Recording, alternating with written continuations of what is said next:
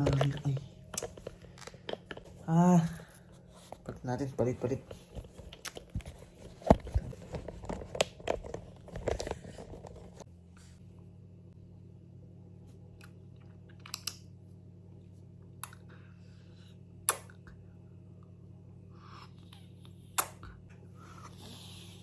What's up, everyone? What's up? What's up? What's up nga pala sa inyo, guys? Ilang araw akong nawala, hindi ako nakapag-vlog. What's up, everyone? Yan. Game. What's up, everyone? Sa mga nagtatanong pala kung ano yung naging update pagkatapos nung nangyari dun sa release ko.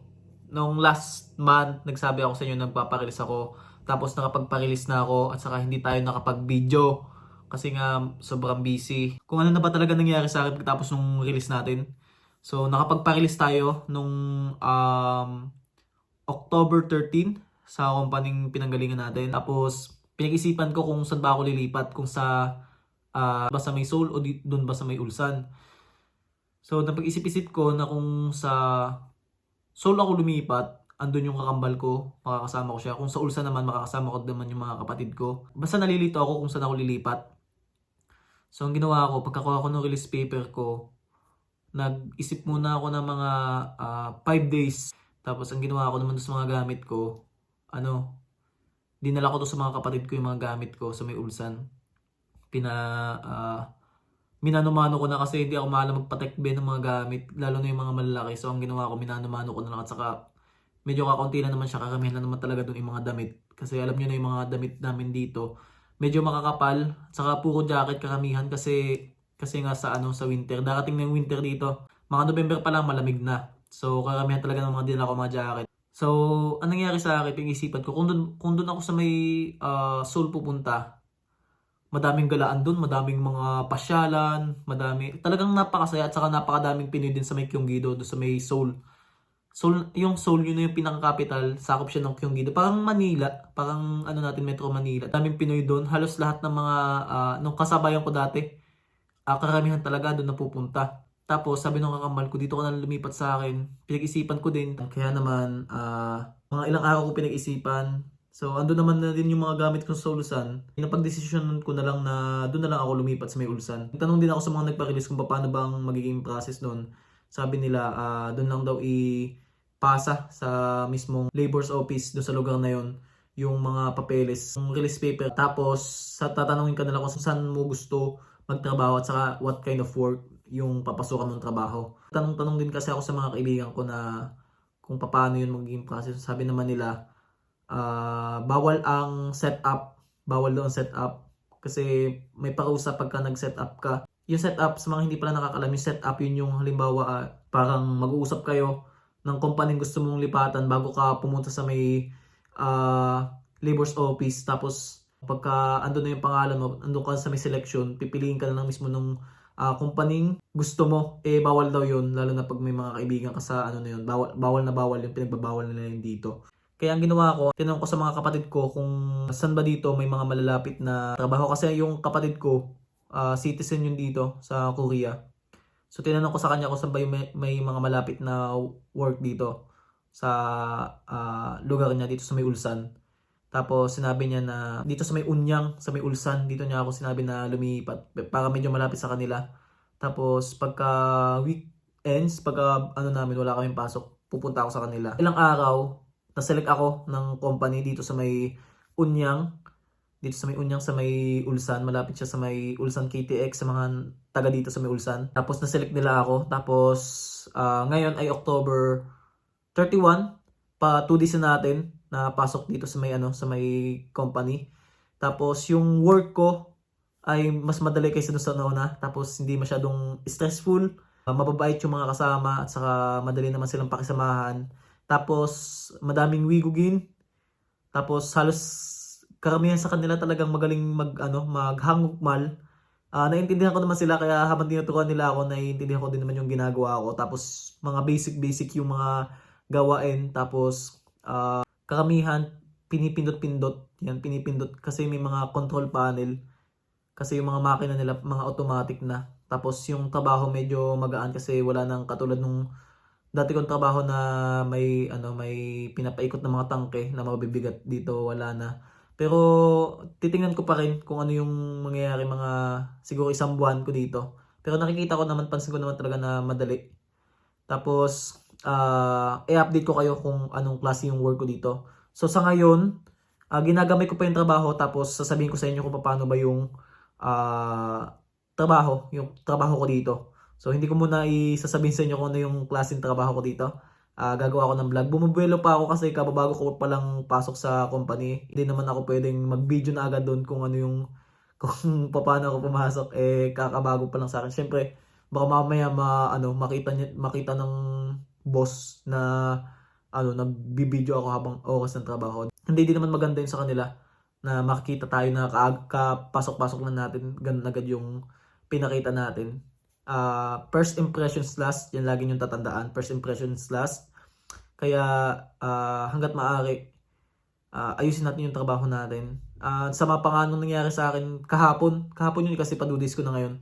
Yung nangyari sa akin, ang pasok namin ay 8 to 8. Yan, 8 to 8. Nakipag-usap sa akin yung boss nila at saka yung mga paperworks yan. Pati yung mga sa ARC na yan. Yan, pinaperma nila ako ng kontrata. Tapos yung nag-start na ako ng trabaho. Tapos nun, di ba kahapon, pagdating namin dito, ang dating namin dito mga 7:30 na yata yun. Nung tanghali biglang sumakit yung ulo ko, hindi ko alam, baka dahil hindi ako masyadong kumain ng umaga. Nakakahiya naman sabihin na na mag-out agad, kakaunang araw pa lang. Buti na lang meron doon sa loob na may gamot. Nanghingi na lang ako, tapos yun. Yung mga Pinoy din doon sa may company namin. Kaya yun. Sa mga nagtatanong din pala kung paano magpa-release, gagawin ko din yun ng video. Sa ngayon, nag-a-adjust pa lang ako. Tapos sa mga hindi pa pala nakakaalam, andito na po ako ngayon sa bago kong apartment. Sa may Gisoksa, sa may dorm ang tawag nila dito Andito na ako sa may dorm. Bagong gawa tong dorm na to. Kakalipat ko pa lang kahapon. Hindi ako nakapag-video kasi nga busy. Tapos syempre may mga bagay na kailangan pang unahin bago yung pagbablog. I-update ko kayo kung ano yung mga nangyari sa akin. Masaya ako sa trabaho ko ngayon. At saka hindi naman ako nagpa-release ako. Kasi mas nagkaroon ng opportunity sa akin. Masaya ako na yun yung ginawa ko kasi nag-explore ako ng mga bagay. Ang masasabi ko lang sa inyo, pag may gusto kang gawing isang bagay, gawin mo. Kung alam mo naman na medyo nakakasama na sa'yo, itigil mo. Kahit ano man yung sinasabi ng ibang tao kasi hindi naman sila yung maapektuhan kundi sarili mo. Ang isipin mo lagi yung sarili mo kung ano yung mas makakabuti sa iyo. Kasi halimbawa, nagkasakit ka. Yan yung mga taong nagsabi sa iyo na ang arte-arte mo, tapos nagkasakit ka. May magagawa ba yung mga yan? 'Di ba wala din silang maibibigay sa iyo na gamot. Wala naman silang ambag sa buhay mo. Para sa akin naman, hindi ko naman masyadong dinadamdam yung mga ganun. Kasi kung ano naman yung gusto ko, yun yung ginagawa ko. Kaya ganun din yung sinasabi ko sa inyo. Sarili nyo yan, desisyon nyo sa buhay yan. Kung ano yung gusto nyo, yun yung sundin nyo kasi walang masama dun. Sakali mo may gusto kang gawin, edi gawin mo. At saka, yung mga desisyon naman ng mga ganyan, di naman sila maaapektuhan. Katulad yun, pagpaparelease ko. Nung nagpa-release ako, naghirap ba kayo? Kasi may mga pagkakataon talaga na may masasabi ang ibang tao sa mga ginagawa mo. Pero, syempre, buhay mo yan, desisyon mo yan. Wala nang magagawa yung ibang tao kung ano man yung gusto mong gawin sa buhay mo. Hanggat maaari, mabuti yung ginagawa mo para sa sarili mo. Kung makakasama yan, bakit mo pipiliin? Sige nga, bakit ko pipiliin yung magpa-release kung alam ko namang makakasama sa akin? 'Di ba? Tapos may nakita ako sa comment doon na kaya daw parang ayaw ng mga Koreano na i-select na yung mga Pinoy dahil doon sa mga release na yan. Hindi naman ninyo alam kung ano yung mga nangyayari dito sa Korea. Akala nyo kasi pagka andito na pera-pera na lang, napakadali lang ng trabaho kahit mahirap, kahit katulad din naman sa Pilipinas. Pero hindi nyo alam yung pagod, hindi nyo alam yung mga nangyayari sa amin dito. Yung stress sa pag-iisip, number 1 yung pag-iisip na yan. Sa katawan naman, sa akin yung katawan namin, hindi kami mayaman, hindi kami laki sa yaman, mahirap lang kami, hindi kami lumaki sa karangyan ng buhay. Kaya may mga nagsasabi sa akin na bakit parang ang arte-arte namin. Katulad na nakita ko sa comment na mga anak mayaman. Hindi naman kami anak mayaman, mahirap lang kami. Bata pa lang kami, pag-aaral na yung inintindi namin. hindi kami sanay sa pagtatrabaho, pero yung mga magulang ko ay nagtatrabaho din sa bukid at naranasan ko din po yung mga ganung bagay.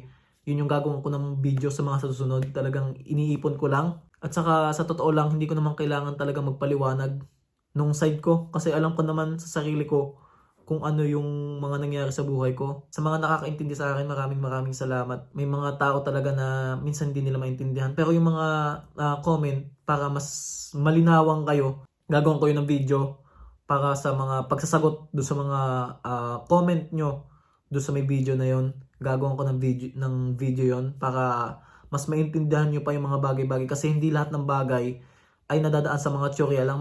Nagiging theory lang kasi sa inyo, nagiging kung ano yung napanood nyo, kung ano yung pagkakaintindi nyo, yun lang yung basta-bastang naiisip nyo. Hindi nyo alam yung pinakang kwento, yung buong istorya nung pangyayari o nung kwento na yun. Saka mas magiging update na ako ngayon sa pagbablog. Nandito ako sa sarili kong apartment. May pasok pa ako bukas eh. Nag-video lang talaga ako para sa inyo. Yung dorm natin, gagawa natin ng vlog yan. Yung pag-release, kung paano magpa-release, gagawa natin ng vlog yan. Basta lahat ng mga ng mga gusto nyong gawa natin ng vlog, gagawin ko yun dito kasi may sarili na akong kwarto. At saka maraming salamat pala sa inyo sa panonood nyo, sa mga nagsusuporta sa akin kahit hindi na ako masyado nagvi-video ng mga nakaraan. Hanggang dito na lang tong video natin. See you again. Bye.